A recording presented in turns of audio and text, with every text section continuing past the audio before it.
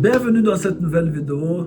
C'est un plaisir pour moi de faire encore une vidéo où nous allons nous exhorter, nous encourager. Vous savez, dans la vie chrétienne, on a besoin de s'exhorter et de s'encourager les uns les autres. Et l'exhortation du jour, nous le trouvons dans 1 Samuel chapitre 16, à partir du verset 1er jusqu'au verset 13. Je lis au nom du Seigneur. Et l'Éternel dit à Samuel, « Jusqu'à quand mèneras-tu deuil sur Saoul, vu que moi je l'ai rejeté pour qu'il ne soit pas roi sur Israël? Remplis ta corne d'huile et va. Je t'enverrai vers Isaïe le Bethlémite, car j'ai vu parmi ses fils un roi pour moi. » Et Samuel dit, « Comment irai-je? Dès que Saoul entendra, il me tuera. » Et l'Éternel dit, « Tu prendras avec toi une jeunisse et tu diras, je suis venu pour sacrifier à l'Éternel. Et tu appelleras Isaïe au sacrifice, et moi je te ferai savoir ce que tu auras à faire. Et tu oindras pour moi celui que je te dirai. » Et Samuel fit ce que l'Éternel avait dit et va à Bethléem, et les anciens de la ville allèrent tremblant à sa rencontre et dirent, « Ta venue est-elle la paix? » Et il dit, « La paix. Je suis venu pour sacrifier à l'Éternel. Sanctifiez-vous et venez avec moi au sacrifice. » Et il sanctifia Isaïe et ses fils et les appela au sacrifice. Et il arriva que comme ils entraient, il vit Eliab. Et il dit, « Certainement l'un de l'Éternel est devant lui. » Et l'Éternel dit à Samuel, « Ne regarde pas son apparence, ni la hauteur de sa taille, car je l'ai rejeté.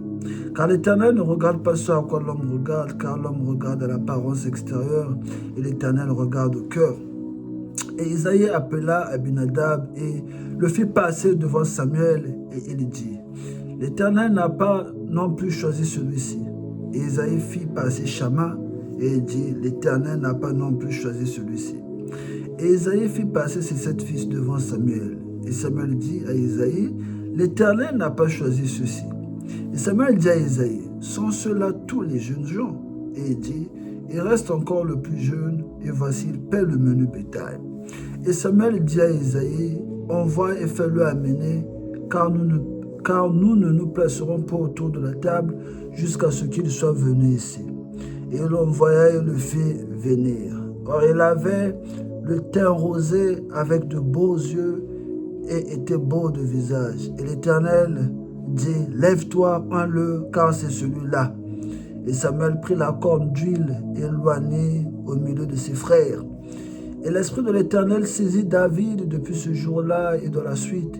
Et Samuel se leva et s'en alla à Rama. Un autre passage dans Proverbes chapitre 4, verset 23. Proverbe 4, verset 23, la Bible dit, « Garde ton cœur plus que tout ce que l'on garde, car de lui sont les issues de la vie. » Dans cette vidéo, j'aimerais nous encourager à garder nos cœurs. Et la meilleure manière d'illustrer cette pensée, c'est de revenir sur cette histoire de 1 Samuel 16, où on voit que l'Éternel envoie Samuel dans la maison d'Isaïe parce qu'il avait rejeté Saoul. Saoul était un roi désobéissant et Dieu ne voulait plus garder Saoul à la tête d'Israël, donc il l'avait rejeté. Et Samuel s'était en quelque sorte attaché à Saoul. Voilà pourquoi au début du chapitre 16, l'Éternel dit à Samuel, « Jusqu'à quand mèneras-tu deuil sur Saoul ?»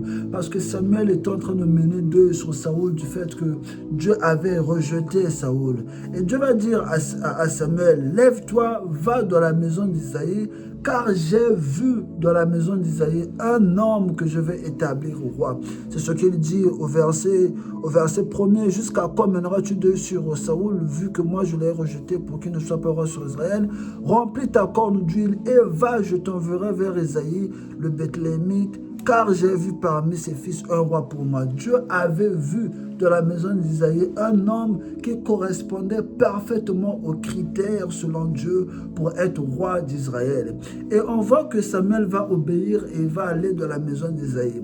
Mais ce qui est étrange, c'est qu'au verset 5, partie B, la Bible dit, « Et il sanctifia Isaïe et ses fils et les appela au sacrifice.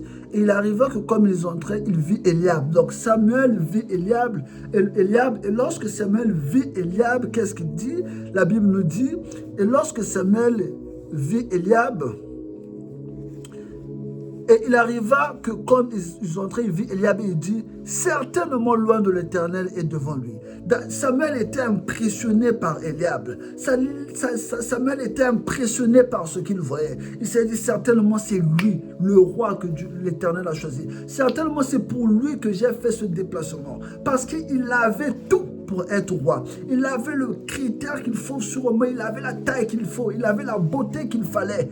Samuel s'est dit, non, c'est lui. Impossible que ça ne soit pas lui. Samuel était convaincu que Eliab était l'homme que Dieu voulait établir au roi. Et le verset 7, et c'est là où j'aimerais insister, c'est ce verset sur lequel j'aimerais m'attarder. Et l'Éternel dit à Samuel, ne regarde pas son apparence ni la hauteur de sa taille, car je l'ai rejeté.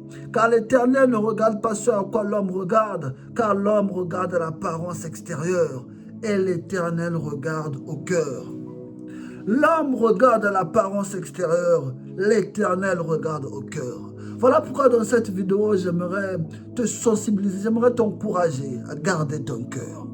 Garde ton cœur parce que l'Éternel regarde au cœur. L'Éternel ne regarde pas à l'apparence extérieure. Lorsque tu veux faire quelque chose pour Dieu, dans quel état de cœur tu fais la chose? Parce que Dieu n'est pas impressionné par le service que nous faisons pour lui. Dieu n'est pas impressionné par l'évangélisation peut-être que je fais. Lui, il regarde d'abord le cœur. Voilà pourquoi dans cette vidéo, j'aimerais t'encourager. Garde ton cœur. J'aimerais te dire, préserve ton cœur. Ne laisse pas l'amertume pénétrer dans ton cœur. Ne laisse pas la colère pénétrer dans ton cœur. Ne laisse pas la déception pénétrer dans ton cœur. Ne laisse pas le découragement pénétrer dans ton cœur. Ne laisse pas toutes ces choses mauvaises pénétrer dans ton cœur. Voilà pourquoi dans Proverbe 4, verset 23, on dit, garde ton cœur plus que toute autre chose. Garde ton cœur plus que tout. Le cœur est important.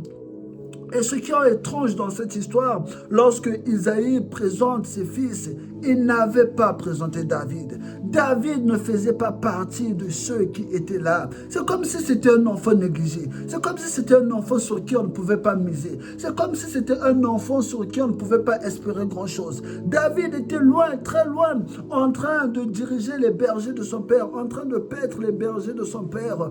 Personne ne pouvait imaginer dans sa famille que David pouvait un jour être roi d'Israël, être le roi d'Israël. Mais David avait quelque chose. David avait quelque chose qui plaisait à Dieu. David avait le cœur.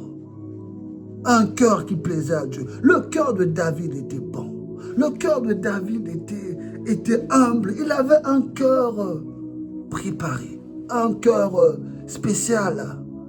Et sûrement, si Samuel avait vu David de ses propres yeux, il n'aurait pas choisi David. C'est sûr, d'apparence, ce n'était pas quelqu'un qui pouvait attirer le regard. Ce n'est pas quelqu'un sur qui on pouvait miser, comme je l'ai dit tantôt. Mais David avait le cœur pour Dieu. David avait un cœur, je ne sais même pas comment le qualifier, mais un cœur. La Bible dit, David était l'homme selon le cœur de Dieu.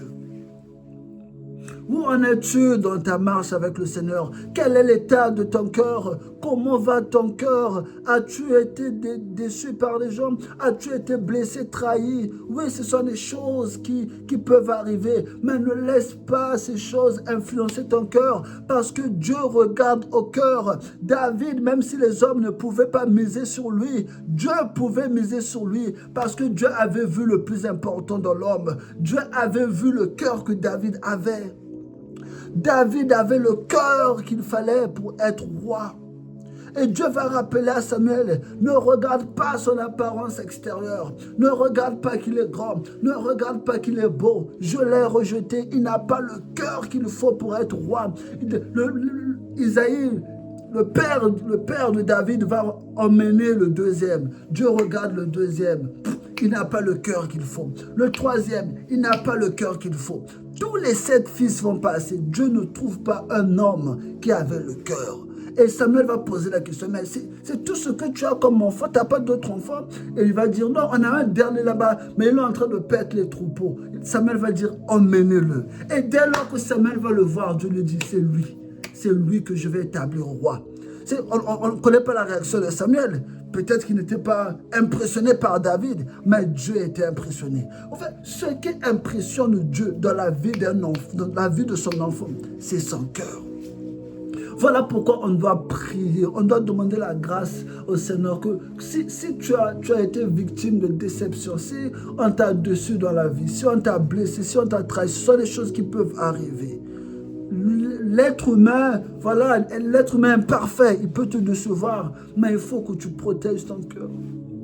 Si ton cœur est endurci, peu importe ce que tu feras pour Dieu, Dieu ne pourra pas être content en fait. Dieu ne sera pas heureux. Dieu ne pourra pas agréer ton service dès lors que tu le fais avec un cœur endurci. Dès lors que tu le fais avec un cœur endurci par le péché, endurci par la colère, la haine, par des choses que Dieu n'approuve pas.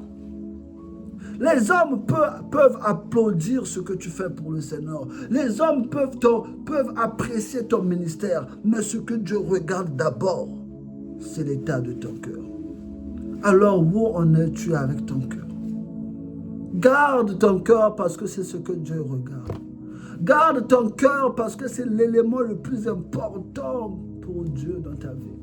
Alors, si tu as été victime de déception, comme je l'ai dit, si ton cœur a été endurci à cause des mauvaises choses que les hommes t'ont fait, à cause des trahisons, à cause de la méchanceté de l'homme, je prie pour toi. Je prie pour que le Seigneur restaure ton cœur. Je prie pour que le Seigneur puisse cicatriser ses blessures. Je prie pour que le Seigneur puisse restaurer ton cœur. Afin que tu protèges ce cœur que Dieu regarde. Afin que tu protèges ce cœur auquel Dieu fait attention, que ce cœur soit restauré, que ton cœur soit restauré. Les hommes ont blessé, oui, mais le Seigneur a la capacité de restaurer ton cœur. Le Seigneur a la capacité de restaurer ta vie. Le Seigneur a la capacité de restaurer ton cœur. Alors je prie pour que le Seigneur restaure ton cœur. Tu as été déçu par la vie. Tu as été déçu à cause de toutes ces épreuves qui sont venues dans ta vie. À cause de toutes ces situations que tu as traversées, ça a endurci ton cœur. Alors je prie pour que le Seigneur restaure. Je prie pour que le Seigneur restaure ton cœur dans le nom puissant de Jésus. Que les blessures qu'il y a dans ton cœur soient cicatrisées dans le nom puissant de Jésus. Que les déceptions dont tu as été victime que le Seigneur restaure dans le nom puissant de Jésus-Christ. Que ton cœur soit guéri dans le nom de Jésus.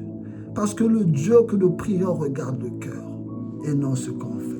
Alors ma prière, c'est que après cette vidéo, que le Seigneur restaure ta vie. Que le Seigneur restaure ton cœur. Que le Seigneur restaure ton cœur. Il a dit, mon fils, donne-moi ton cœur afin que tes voix plaisent à mes yeux. Tu peux lui donner ton cœur blessé. Tu peux lui donner ton cœur endurci par la vie, par des déceptions. Donne-lui ton cœur. Donne-lui ton cœur. Donne-lui ton cœur. Amen, amen. Que le Seigneur te bénisse et que le Seigneur nous aide.